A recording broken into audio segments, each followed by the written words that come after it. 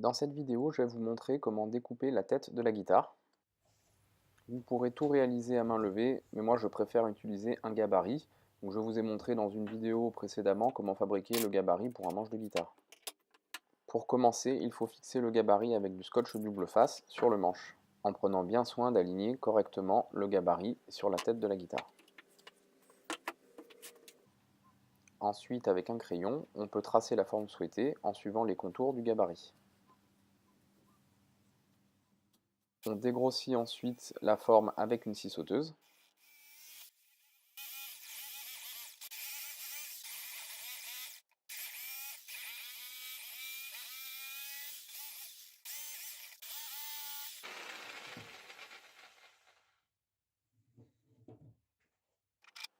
Ensuite, on affine la découpe avec une râpe puis une lime afin de se rapprocher le plus possible du trait pour avoir le moins de matière possible à enlever avec la défonceuse. Vous pouvez tout à fait terminer la forme de la tête en utilisant la lime, mais comme je suis équipé d'une défonceuse, je vais utiliser une fraise à copier avec un gabarit pour terminer la forme de la tête. On va donc très solidement fixer le gabarit sur le manche de la guitare avec du scotch double face. Comme je le disais, je vais ensuite utiliser une défonceuse sous table avec une fraise à copier. Il y a une règle de sécurité et d'utilisation importante à respecter lorsque l'on utilise une défonceuse. La pièce que vous découpez doit se déplacer dans le sens inverse de la rotation de l'outil. Vous devez aussi faire en sorte que la fraise couche les fibres du bois et qu'elle ne les relève pas.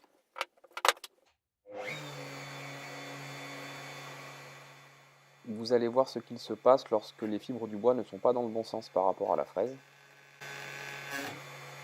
Là, on a pu voir que la fraise mord dans le bois et provoque un arrachement sur la tranche. Une deuxième fois. On va voir aussi ce qu'il se passe si vous déplacez la pièce dans le même sens que la rotation de la fraise. Donc la fraise va entraîner la pièce et ça peut être aussi très dangereux. Donc pour éviter ces problèmes, on va repérer sur le manche avec un crayon les zones où les fibres du bois sont dans le bon sens par rapport à la rotation de la fraise. Et là, chaque cas va être différent, donc observez bien sur votre manche le sens des fibres du bois. Il faudra vous poser exactement la même question lorsque vous utilisez une raboteuse et une dégauchisseuse. Raisonnez toujours en fonction du sens de rotation de la fraise, puisque si vous utilisez une défonceuse à main levée ou si votre défonceuse est sous table, le mouvement de la défonceuse ou de la pièce ne sera pas forcément le même. Je règle ensuite la hauteur de la fraise pour que le roulement tombe pile en face du gabarit. Et on peut ensuite dupliquer la forme du gabarit avec la fraise à copier dans les zones où les fibres du bois sont dans le bon sens.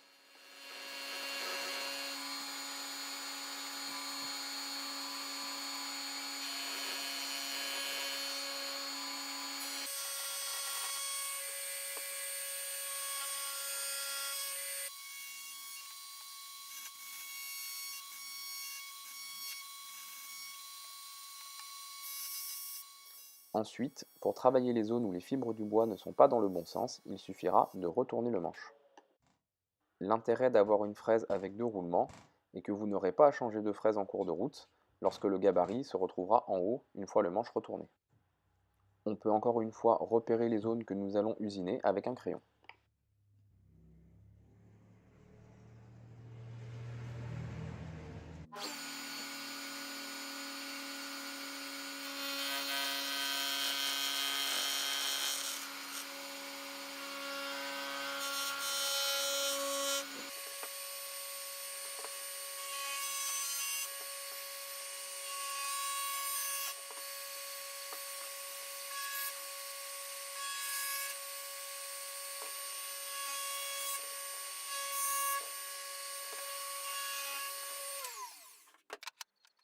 On peut ensuite enlever le gabarit et il n'y aura rien d'autre à faire puisque la finition faite avec la fraise est déjà suffisante.